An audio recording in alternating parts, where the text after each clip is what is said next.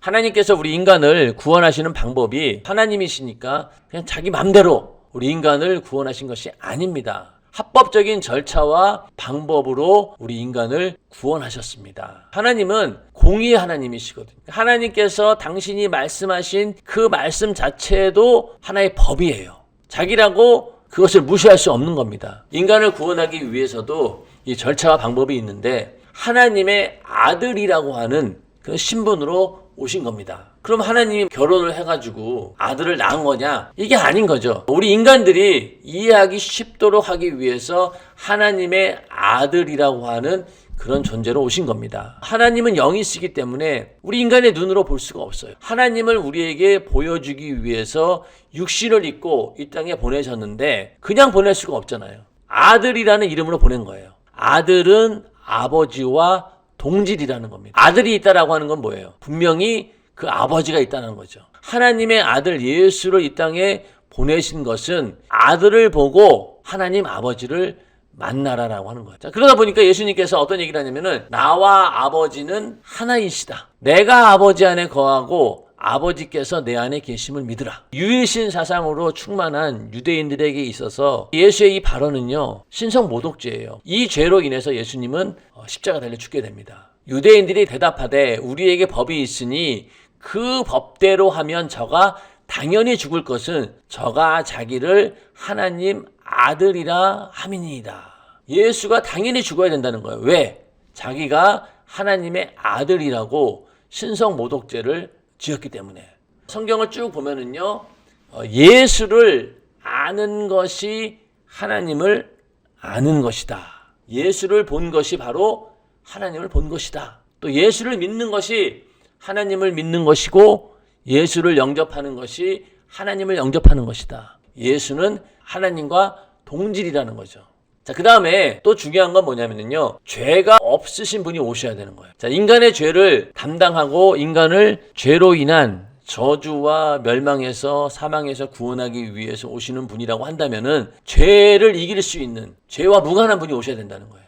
예수님께서는 어떤 분이셨느냐? 말씀이 육신이 되어 오신 분입니다. 그분의 육체는 우리 인간들처럼 흙에서 나온 게 아니에요. 아담으로부터 이어져 오는 그 계보로 나오는 것이 아니라 말씀이 육신이 되어서 우리 가운데 오신 겁니다. 그 말씀은 하늘에 있는 것이에요.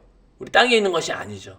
그는 근본 하나님의 본체시고 하나님과 동등됨을 취할 것으로 여기지 아니하시고 오히려 자기를 비어 종의 형체를 가져 사람들과 같이 되었고, 그러니까 원래 그분은 하나님의 본체시라는 거예요. 보이는 하나님이셨다는 얘기죠. 하나님과 동등된 분이었다는 거죠. 근데 동등됨을 취할 것을 여기지 않고 자기를 비어 겸손히 종의 형체, 인간의 육신을 입고 오셨다는 거예요. 이렇게 하나님께서 말씀이 육신이 되어 오신 이유는요, 죄가 없는 분이 오셔야 되기 때문에 그런 겁니다. 요한일서 3장 5절에 그가 우리 죄를 없이 하려고 나타내신 바 된 것을 너희가 아나니 그에게는 죄가 없느니라. 자, 우리 죄를 없이 하기 위해서는 그에게는 죄가 없어야 된다는 거예요. 그 다음에 하나님이 죄를 알지도 못하신 자로 우리를 대신하여 죄를 삼으신 것은 우리로 하여금 저의 안에서 하나님의 의가 되게 하려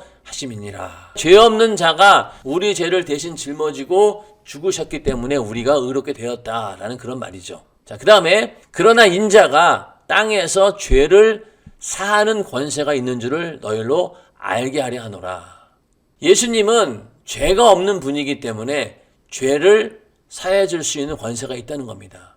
자, 아무리 대단한 그런 사람이라 할지라도 죄를 피할 길이 없거든요. 행위로 짓는 죄뿐만이 아니라 사람들 보지 않는 데서 짓는 은밀한 죄, 또 마음속에서 짓는 죄들, 그런 것들을 사람들이 어떻게 알아요? 이단 교주들이 겉으로는 굉장히 거룩한 척 하다가 나중에 그들의 실생활이 드러나면서 음란하고 또 돈을 좋아하고 부패하고 이런 것들을 보면서 많은 사람들이 떠나지 않습니다. 그들이 구원주가 될 수 없는 이유는 그들 자신도 죄의 문제를 해결하지 못하는 그런 죄인이기 때문에 안 된다는 거예요.